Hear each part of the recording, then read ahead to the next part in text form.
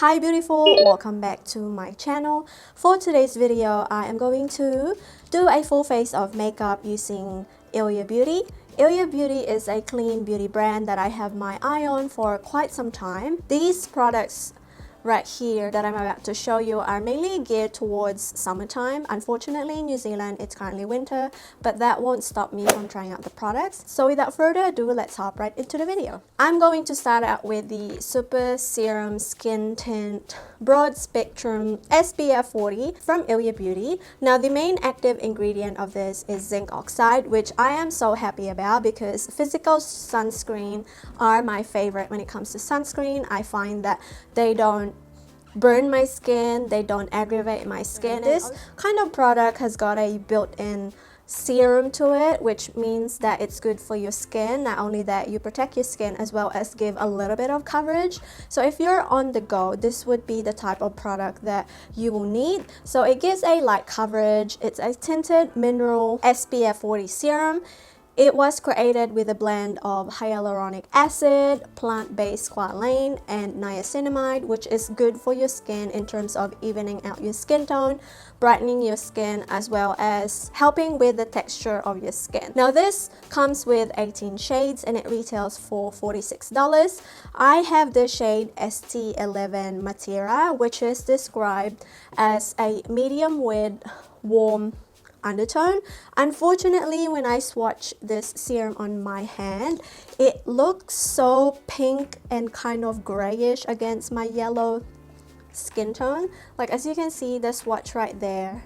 And then when I blend it, it kind of leaves like a little gray cast on my skin. I did try this skin tint the other day just to see what it's like. It oxidized like hell, and also my skin looked so pink and gray compared to my neck, because as you can see, my face at the moment is a little bit red because I have some discoloration, some acne scars, but my actual skin tone, like my body skin tone, is pretty yellow. I tried to find a hack that will help me use this skin tint serum because it is not cheap. The smell of this reminds me of the Vivid foundation, which I did try previously. The hack that I actually found was to use a food coloring mixed in with the foundation. I think the first person that I ever seen this hack was It's My Ray Ray, where she used food coloring, which is in the yellow color, mixed in with her foundation to neutralize or add a little bit of yellow undertone into the foundation. I use a spatula to scoop a little bit of the food coloring onto the plate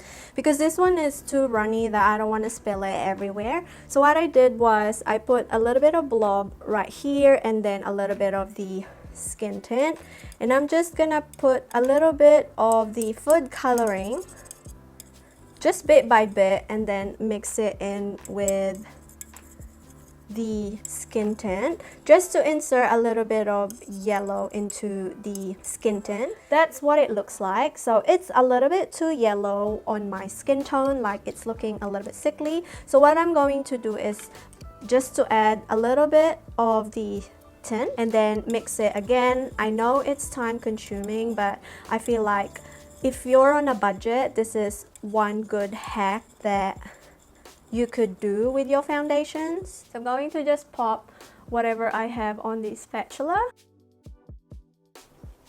So as you can see, the color matches my skin perfectly. I had the same problem with the Vivid foundation because that foundation has got a little bit more red to it, and I also got the darker shade, so whenever I apply it I look like an Oompa Loompa. So then I mixed a little bit of the food coloring and it kind of neutralized the color, made it look even. It feels very moisturizing on the skin. It doesn't feel very heavy because I do know some serum skin tint can feel very heavy and like greasy feeling on the skin because of that skincare factor that is mixed with the formula, but this one doesn't, and it actually gives a pretty decent coverage. Now I'm trying to build up the coverage just to see how far I can go, but for an everyday wear, I feel like I could get out of the house looking like this.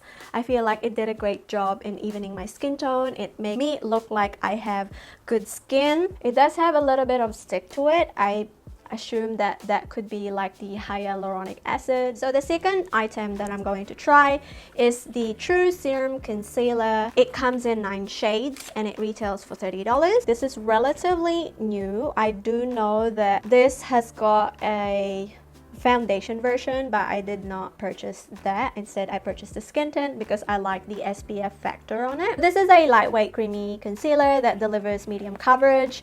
It has a serum-like texture that blends seamlessly onto the skin. It reduces the appearance of dark circles, discolorations, leaving skin brightened and flawless. I do have very bad dark circles. So I have the shade Kava, which is SC3. It comes in doe foot applicator. I know that Jamie Page raves about this concealer, and again, I have the same problem. It does look a little bit peachy on my skin tone. That kind of tone is great for correcting and brightening my under eye. Unfortunately, when it comes to highlighting, I probably wouldn't suggest this color specifically because it's looking a tad peachy, and I'm going to blend that. That's actually not that bad. It did brighten my under eye a little bit, but I could still see a little bit of the dark circles peeking through. It does have a weird grayish cast against my skin though. I'm not sure if it's just me or if it's just the shade that I picked up, but that's one thing I find with a lot of like a cleaner beauty brands, because obviously they have to source their pigments ethically. Even though they have the best of the best, still the pigmentation, it's a little bit off. Even if they describe it as a golden undertone perhaps, or like a warm undertone, a lot of people has got different types of undertone. Like for me, for instance, I can get away with using more golden undertone or more warm undertone, but then sometimes brands would offer warm undertone that looks a lot more peachy or a little bit more orange or a little bit too red orange. It feels very lightweight. It did cover my under eyes with just a few dots. It looks pretty hydrated underneath my eyes, and I actually quite like the finish. I could probably get away with one shade lighter. And then I'm gonna use the Vivid Concealer in the shade Dandelion, and this is in C3, and I'm just gonna conceal parts of my face that needs concealing. Again, the tone of this is a little bit off, but this is like the only concealer that I have that gives like a pretty decent coverage. It does give me a little bit of a cast as well. So I don't have the ILIA powder because I have a lot of translucent powder that I actually quite enjoy at the moment. So I'm just gonna quickly set my face with the powder that I already have, and then I'm gonna come back and do the rest of my face. Recently they came out with their powder bronzer, and this one is called Nightlight Bronzing Powder, and this is talc free, and this is in the shade Novelty. This is their new packaging. Now I've noticed on Beautylish website that they started to revamp their packaging. It now comes in this like millennial beige color. Their old packaging is actually this color, like it comes in this maroonish box, but the latest one they have comes in this pink box, which is pretty good. And their old packaging with their stuff has got more of like a grayish tone to it, whereas this one comes in like a white form and this type of color. So this is the powder bronzer. And what I love about ILIA is that all their powders are talc free. This powder right here comes in 2 shades. It retails for $34 USD. It is a finely milled powder that delivers bronze look. It's a matte powder with a subtle sheen for luminous finish. So it has more of a neutral golden undertone, which I like, and it's pretty much different from any of their tones because most of their tones comes in this like weird warm peachy tone, whereas this one has got more of a neutral golden undertone. It's a little bit powdery. Like if I pick up a product, can you see those powder? So just keep that in mind. The color reminds me of the Fenty Beauty bronzer where it has that golden undertone to it. Ooh, I actually do love this bronzer. I feel like it complements my skin tone better, and it's very pigmented, so you have to be quite light-handed to be able to get this type of blend, because if you go in straight away and go ham, it won't look as good. And I love the fact that it showed up on my skin tone, because usually beauty brands has got less pigment when it comes to their powder products. Their cream products are pretty good, but powder products usually, especially if you have like a medium to dark skin tone, it won't really show up. So now I am going to move on to the highlighter. Again, it comes in this beige packaging, and this one is called Daylite Highlighting Powder. It comes in 2 shades, and this retails for $34 as well. This one is talc free. It has a metallic finish that adds depth and dimension to the face. This is what it looks like. So the other one has got more of like a rose gold tone. This one has got more of a golden tone. That's why I picked it up. And it's so smooth to the touch. It's very, very finely milled. It blends right into the skin, so it looks more like a wet highlight as opposed to it being metallic and shimmery. And I actually do love that, and oh my gosh, it's so smooth. So I am going to pick up my highlighting brush. It like blends into the skin seamlessly. It doesn't feel chunky. It doesn't feel like too much, and also it doesn't accentuate my texture. Just adds a nice glow. So now the other product that I have is the color Haze Multi Matte Pigment. So this is one of their products where you could use it as an eyeshadow, as a blush, or a lip color. So I got the shade Waking Up, which is more of that brown toned nude. Comes in 9 shades. This retails for $32. It is a cream-based formula for lip and cheek. It is also whipped that dries down to a matte finish. So the applicator comes in this like metal ball thing. So this is what the shade looks like. I'm so awkward. So that's that's what the shade looks like. So again, it's more of the rosy tone nude.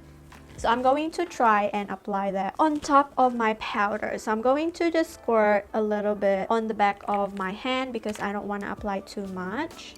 And then I'll pop that on the cheek area and then blend it with a brush because I don't know how fast it dries down. Ooh, I love that color. It has that whip formula where it feels creamy, but then it dries down to a more powder finish, which is good. I feel like I did the right decision on popping this on top of my already set face. It does give me a nice flush to my skin, and it also complements the bronzer really well. So now I'm going to try and apply that on my lips. I do have a little bit of a lip balm, so that's gonna be quite easy. I do love the color because it's like my lips but better type of shade. I looked up beautylish.com and unfortunately they ran out of the 2 eyeshadows in the latest packaging, which is basically like a clean white packaging. So I purchased mine in the old packaging, which technically is the same product, it's just the packaging that differs. So this is in Cool Nude. I wanted to get the warm nude, but unfortunately it was sold out because of the color story. This eyeshadow right here retails for $38 USD, and this is what it looks like. I am personally not mad about this eyeshadow palette because I personally love cool tone eyeshadow palettes, and I love the fact that there's like a red shade that you could use to warm up everything. What I'm going to do is to do a more daytime look. I'm not gonna do too much because I have work later on. What I'm going to do is to go into the shade which is called Teardrop, and I am going to apply that directly on my crease. So the eyeshadow is a little bit powdery. Hopefully it's pigmented. I did not put any concealer or primer on my lids. I basically just set it with a translucent powder. So I'm going to just look straight ahead and find my crease and apply this eyeshadow straight into the crease. And once I deposited that product, I'm going to slowly blend it up. And this shade looks exactly like my eyelid pigmentation. So then I'm gonna pick up a very fluffy brush. It doesn't have any product. And I'm going to start blending everything. With the same brush, I am going to pick up this shade right here called Unravel. More of a warm tone shade. And I'm going to just apply that on the outer V. And slowly work my way inwards. So we have a little bit of a warmth on the eye. For the lower lash line, I'm just going to use whatever is left on this brush. And I'm going to go back to that brown shade that we used earlier on and try to put that on the outer V. Just to connect the top and the bottom line. I want a little bit of shimmer, so I'm going to try and pop this shade right here, and that one is called Undo. It's more of a taupey shade. And I'm going to just lightly pat that onto the lid.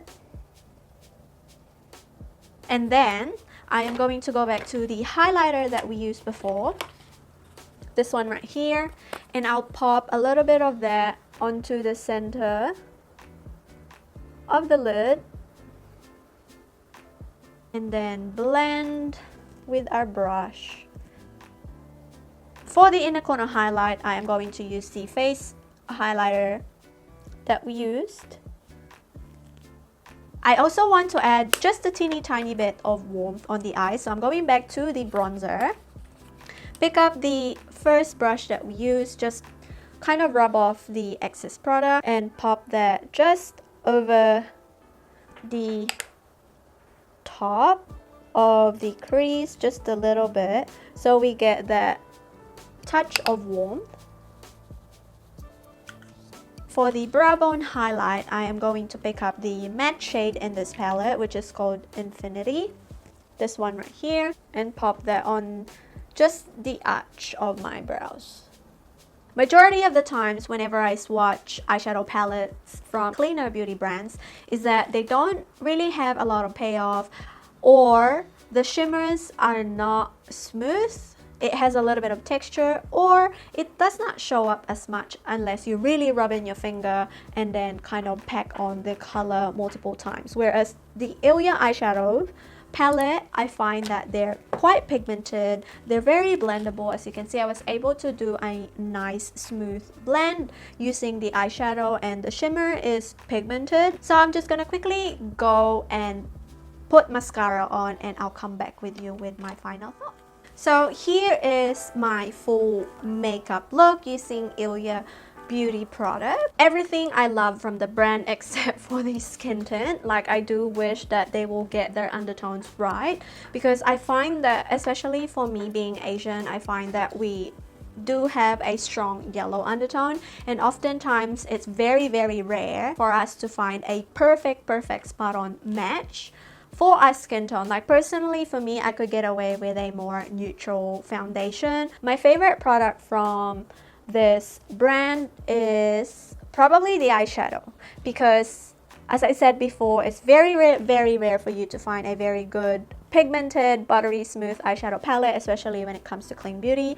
Now, I do know that I have not tried a lot of range or a lot of brands when it comes to eyeshadows, but I must say that I was not disappointed at all. Same goes for the powder products. They blend beautifully, they're very buttery and smooth, and everything that ILIA has is talc free. So if you're allergic to talc, or if you're one that don't want to have talc in their makeup products, then check out ILIA. I hope you guys enjoyed this video and find it a little bit helpful. Please do subscribe to my channel for more updates. Like this video and let me know if there's any other products that you would want to see me do next, and I will catch you on the next one. Bye.